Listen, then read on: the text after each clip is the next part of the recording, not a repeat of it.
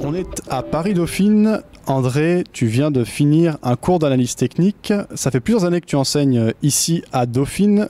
Lors de ce cours, tu as parlé de plusieurs choses, notamment de l'histoire de l'analyse technique. Et lors du salon qui aura lieu le 5 avril prochain, il y aura bien sûr plusieurs débats autour de l'analyse technique. C'est le salon de l'analyse technique.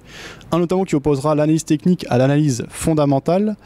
Est-ce que ce débat est toujours d'actualité ou est-ce qu'on va vers une convergence et quelque part une discipline, l'analyse technique, qui est rentrée un peu dans les mœurs et qui convient de conjuguer avec l'analyse fondamentale?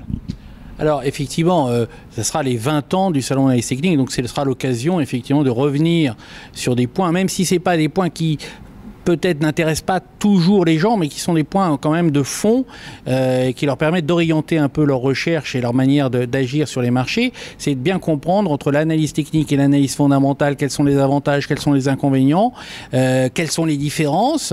Et pareil, entre analyse technique et trading, souvent des gens me disent « Ah, mais c'est la même chose ». Non, pas du tout. C'est pas du tout la même chose.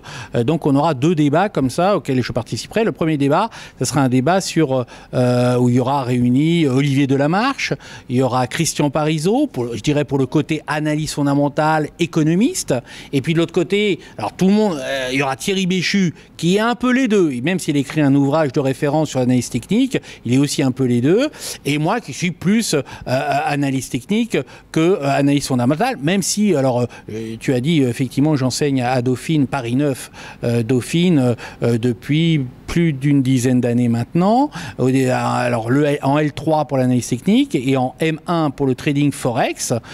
Et dans le trading forex, eh ben, je suis obligé d'intervenir et d'expliquer l'usage des chiffres économiques, du fondamental. C'est pas quelque chose que je raffole, mais j'utilise. Je ne nie pas d'ailleurs, en tant qu'analyste technique, le vrai analyste technique ne nie pas l'importance de l'analyse fondamentale. Il dit simplement, enfin moi je dis en tout cas simplement, que c'est très difficile à mettre en œuvre, ça peut donner des grandes autoroutes à utiliser, mais que pour prendre vraiment position, pour sortir d'une position, pour gérer sa position, ça sert pas à grand chose. On ne sait pas quand c'est fini, est-ce qu'on a, pour avoir un objectif, c'est très compliqué. Donc là on aura l'occasion de confronter un petit peu nos idées, alors d'Olivier Delamarche, lui il est plus grande gueule et lui c'est plus macro, etc. Christian Parizeau est très fin, très détaillé, etc. sur l'analyse fondamentale, Thierry Béchu et moi, et donc on verra, et en même temps on donnera des conseils sur ce qu'on pense du marché vis-à-vis de ces éléments-là, ce qu'on a pu penser précédemment, parce que tout ne marche pas parfaitement. Moi je pense que l'analyse fondamentale est utile pour donner grandes autoroutes, le contexte global. Mais ensuite, dès que ça va commencer à se retourner, on va le voir. On va voir d'ailleurs que les analystes fondamentaux ou économistes ne savent pas où aller et que les analystes techniques vont commencer à dire bah oui, là, c'est une faiblesse, il y a moins d'acheteurs, il y a un courant vendeur qui commence à se mettre en place, etc., qui permet de prendre position et d'agir plus rapidement. Mais l'un sans l'autre, à mon avis, il vaut mieux utiliser les deux. Mais on verra aussi, j'attends de voir ce que pensent les analystes fondamentaux économistes, ce qu'ils pensent de l'analyse technique. Parce qu'il y a eu grande évolution. Bon, moi, j'ai fait de l'analyse technique depuis tellement longtemps, depuis 1987, etc., sur les marchés, où je tenais sur le pit les courbes un peu pour faire de l'Elliott en intraday. Donc là, ce sera intéressant de voir ce qu'ils en pensent. Il y a il y avait une guéguerre à une époque. Maintenant, il y a moins, parce que tout le monde utilise un peu les deux. Même ceux qui utilisent beaucoup d'analyse fondamentale utilisent normalement de l'analyse technique. Ils n'osent pas trop le dire et ça les ennuie un petit peu, ça leur écorche un peu la bouche. Moi, j'en utilise pas trop parce que je sais pas trop en faire. Enfin, je me considère pas comme vraiment un spécialiste de l'analyse fondamentale ou pouvoir l'utiliser à bon escient. Donc, ça sera intéressant de voir et puis voir les conclusions. Ce qu'ils avaient donné un peu au début de l'année, ce qui s'est passé, est-ce que ça a été utile, est-ce qu'il y en a un qui prend le dessus par rapport à l'autre. Les deux sont très utiles. Si on peut marier les deux, c'est parfait. Donc il y aura ce débat-là. Et puis il y aura un autre débat en fin de soirée, alors que tu arbitreras également, qui sera. Et donc dans les deux cas, je pense que ces débats seront retransmis ensuite sur Vidéo Bourse, j'imagine. Et donc le deuxième débat, qui sera plus en fin de soirée, ça sera plus analyse technique contre trading. Donc moi, je suis plus analyse technique, mais je tends vers le trading à en faire de plus en plus. Je m'en cache pas. Et ce n'est pas la même chose que le trading. Et j'ai demandé à Jean-Louis Cussac, de me porter la contradiction, qui lui est plus trader que analyse technique, je pense. Donc il y a des avantages, des inconvénients. Qu'est-ce qui est plus difficile? Qu'est-ce qui est plus facile? Bon, je vais pas donner toutes les réponses tout de suite, mais ça sera intéressant également de voir un petit peu ce qu'on en pense et ce que ça peut donner derrière, ce qui est utile de rechercher ou dans lesquelles, quelles sont les disciplines sur lesquelles il faut s'améliorer pour progresser, parce que le but, c'est toujours essayer de faire des plus-values et d'éviter les pertes.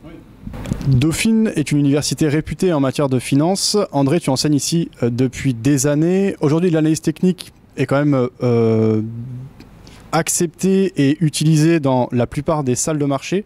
Est-ce que certains des élèves rejoignent ensuite des salles de marché, de banque, d'assurance, des grandes salles de marché? Alors, il y a à chaque fois, j'ai à peu près une centaine d'étudiants par année. Tu as raison d'expliquer que l'analyse technique a vraiment progressé, puisque on a vraiment évolué. Alors ça, depuis les années 90-87, quand moi j'ai commencé en bourse, où on vraiment nous considérait comme les Madame Irma, les boules de cristal, on lisait dans le mar de café. Aujourd'hui, donc c'est acquis par les grandes universités, les grandes écoles, qu'il faut faire aussi de l'analyse technique. Donc tu as raison, également dans les salles de marché, tout le monde utilise peu ou prou l'analyse technique. Alors il y a tous les cas. Parmi mes étudiants, oui, il y en a plusieurs qui sont ils ont mieux réussi d'ailleurs à Londres qu'à Paris, donc à Barclays, à HSBC, à Goldman Sachs, plusieurs à Londres, à Canary Wharf. Plusieurs sont en salle de marché. Alors il y a différents restructureurs, salles de marché. Alors maintenant les banques n'ont plus le droit d'ailleurs d'avoir des salles de trading, donc c'est souvent dans des hedge funds. Ils ont été délocalisés sur des hedge funds, donc il y a vraiment toute une évolution. Et puis il y en a d'autres qui font autre chose, de la finance également. Donc mon cours, c'est une partie de tout leur enseignement en L3. Donc ensuite il y a différents objectifs. Mais c'est vrai que j'en retrouve plusieurs. Certains évidemment viennent au salon, certains je retrouve dans les salles de marché parisiennes également, donc c'est amusant de les revoir et qui m'expliquent comment ils ont évolué, ce qu'ils ont appris, ce qu'ils ont mieux employé, parce que dans toutes les méthodes d'analyse technique, on a un tel panel, telle multitude de méthodes que souvent on se spécialise plus dans une méthode qu'une autre, qu'on maîtrise mieux, qui s'adapte mieux, qu'on comprend mieux, qu'on réagit mieux, parce qu'il y a quand même toujours une sorte de doigté un petit peu. C'est comme on apprend la peinture, on apprend, je pourrais dire, avec le maître, vous apprenez à bien dessiner, et puis ensuite, vous venez vous-même un maître en la question, et vous avez une autre manière de dessiner ou de peindre. Ok, donc l'analyse technique qui a évolué, moins d'indicateurs techniques aujourd'hui, plus de... Elle a mûri, forcément elle a mûri. Donc ça c'est toujours les débutants, les néophytes focalisent beaucoup sur les indicateurs techniques, et donc l'analyse technique ayant mûri, enfin dans l'esprit des intervenants, forcément on utilise moins les indicateurs techniques qu'autrefois. Il y a moins de débutants, je dirais, dans l'analyse technique qu'il y en avait autrefois. Aujourd'hui, il y a de plus en plus de spécialistes professionnels. Que ce soit parmi les vrais professionnels de marché, mais aussi les particuliers. Hein. Je vois des particuliers qui sont vraiment très, très, très pointus quand ils viennent au salon. Et le salon est intéressant parce qu'il y a pendant toute une journée, il va y avoir une trentaine de conférences, débats, interviews, conférences.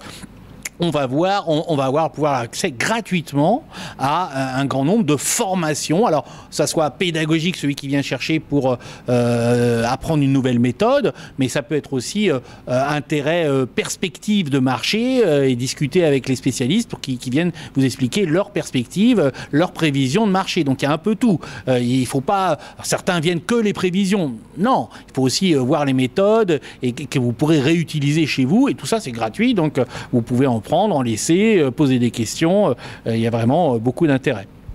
Très bien. Dernière chose, lors de la dernière interview, on avait un peu parlé des marchés. André, tu disais les voir continuer à monter, mais de manière plus modérée que ce qu'on a actuellement. Là, on continue à monter et je pense que beaucoup sont surpris par l'ampleur des mouvements et les marchés US sont vraiment très fort. Il y a eu aussi les banques centrales qui ont un peu changé de cap et qui désormais se montrent accommodantes dans la durée, alors qu'il était question que la politique monétaire se resserre. Comment tu ressens les choses actuellement? Est-ce qu'on peut continuer maintenant et aller vers de nouveaux plus historiques aux États-Unis, ou ça devient un peu excessif? Sur les marchés, moi j'ai l'impression que le CAC a beaucoup monté, plus que les marchés américains. Ça dépend comment on voit le dessin, à quelle partie on se réfère, mais on est très proche du plus haut. On s'approche vraiment du plus haut sur le CAC, enfin du plus haut de ces derniers mois, qui était aux alentours c'était 5007 qu'on avait fait. On s'en rapproche nettement. Là, on est à 5000, c'était 5500 exactement au moment où on parle. On est à 5444, plus haut que 5449. Bon, on se rapproche vraiment de ces plus hauts, alors que ce soit le SPI, le S&P, le Dow ou le Nasdaq, on a quand même une marge un peu avant d'avoir atteint le plus haut. On a encore quand même 15-20% à faire. On a fait une grosse... La chute était telle que la remontée est très importante également, mais on n'a pas tout recouvert, on n'est pas au maximum. Alors que sur le CAC, on est beaucoup plus, je trouve, qu'on est beaucoup plus proche du plus haut. Bon, dans les deux cas, la dernière fois où on s'était vu, j'avais dit, je pense, j'avais plutôt vu la forte baisse qu'on avait eue sur les deux marchés, je ne pensais pas qu'on reviendrait. Donc, elle a été rejetée.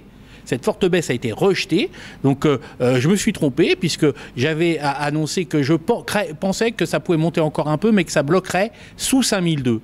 Et on est dépassé 5002, 5450 maintenant, 5449, là, je viens de dire à l'instant, et on voit donc qu'on est repassé dans une autre phase.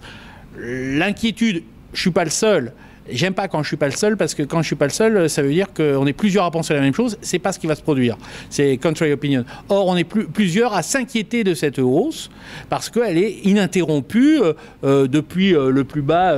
Le plus bas, c'était 4000, exactement 4500 à peu près. Non, c'était 4000, 4000 ici au plus bas, on avait fait exactement, que je ne dise pas de bêtises, 4555. Ici, on a fait, qui était à peu près fin décembre, on a fait une hausse quasiment ininterrompue à la hausse. Et aujourd'hui, on arrive à 5400. J'ai dit tout à l'heure 5450, c'est pratiquement ininterrompu depuis 3 mois, sans arrêt, des petites pauses, mais vraiment minimes. Donc on se dit que tout le monde est positionné, tout le monde a acheté. Donc qu'est-ce qui va faire que le marché va pouvoir encore monter derrière? Alors je comprends bien que pourquoi ça continue de monter, je peux donner plein d'explications. Après coup, on a toujours plein d'explications. Les banques centrales en particulier, je ne pense pas que... Je dis une hérésie que les accords américains et chinois commerciaux jouent un grand rôle. Je n'y crois pas vraiment. C'est oui, c'est non, c'est oui, c'est non. On n'a fait que monter. En revanche, que la Fed dise bon, j'arrête ma politique de hausse de taux, que la BCE dise je vais faire des nouveaux LTRO, etc., ça a favorisé. Donc on est reparti dans une phase favorable. Donc c'est ça qui a soutenu. Maintenant, c'est vrai que tout le monde a acheté, ça qui a fait passer le marché. Tout le monde devrait être en position, et donc qui va faire monter encore le marché? Donc c'est ça qui peut faire craindre. Alors pour l'instant, pas de signaux de retournement. Il faudrait casser une tendance, il n'y a rien. Au niveau Elliott, on a vu qu'il y a eu des extensions qui se sont produites, donc on a rajouté des vagues, parce que ça poussait à chaque fois. Donc pour l'instant, on attend. Pour l'instant, il faut plutôt être investi à la hausse. Mais faire attention, les stops assez serrés, parce que le retournement pourrait être assez rapide, et à ce moment-là, au moins corriger 50% de cette hausse. Donc ça voudrait dire revenir à peu près vers un niveau vers 5000, 5100, 5000 à peu près, qui serait aux alentours de 50% de cette zone-là, qui était d'ailleurs une zone de consolidation dans la baisse qu'on avait fait à peu près aux alentours des 5000, qui était la même chose. Là, on a fait cette remontée très forte, on est passé au-dessus de 5002, qui était cette zone de consolidation précédente qu'on avait fait, donc on est re-rentré dans ce range, on pourrait aller toucher le plus haut, ou pas loin, et après corriger. C'est possible, tout à fait. Ou corriger plus rapidement. Pour l'instant, on s'inquiète un peu du fait que tout le monde est en position et que chaque hausse doit normalement être compensé par un repli, une correction avant de repartir à nouveau. Parce que sinon, si vous avez tout le monde en position, il n'y a plus de flux d'acheteurs pour se positionner. Voilà le risque qu'on peut avoir. Mais il n'y a rien qui montre pour l'instant réellement un retournement. Il n'y a rien de sérieux. Ça marche. Alors, rendez-vous dans 3 semaines. Je vois les invitations. Les invitations. Je vous rappelle que cette année, le salon est le 5 avril, donc un peu plus tard, une semaine plus tard que d'habitude. Souvent, c'est fin mars. Donc là, c'est un petit décalage. Et donc, vous les aurez vers le 27 mars à peu près, une semaine, 10 jours avant le salon. Donc, encore un petit peu de temps. Voilà. Ça marche, ce sera donc à l'UICP Paris pour la 20e édition anniversaire. Et il y a un gros engouement cette année, donc oui. Les inscriptions sont toujours ouvertes? Oui, les inscriptions sont toujours ouvertes. On a beaucoup de demandes de passes également pour essayer des passes coupe-file, pour essayer de passer un peu devant la file d'attente et gagner du temps. Il risque d'y avoir pas mal de monde. On a une petite inquiétude d'ailleurs qu'il y ait trop de monde. Mais on essaiera de répondre à toutes les attentes de chacun. Et donc ça se passe effectivement à côté de la Tour Eiffel, là où on avait fait d'ailleurs la précédente interview. Ça marche André, à bientôt, 5 avril, à côté de la Tour Eiffel, UICP. Eh bien, bonne continuation, à bientôt. Merci, à bientôt.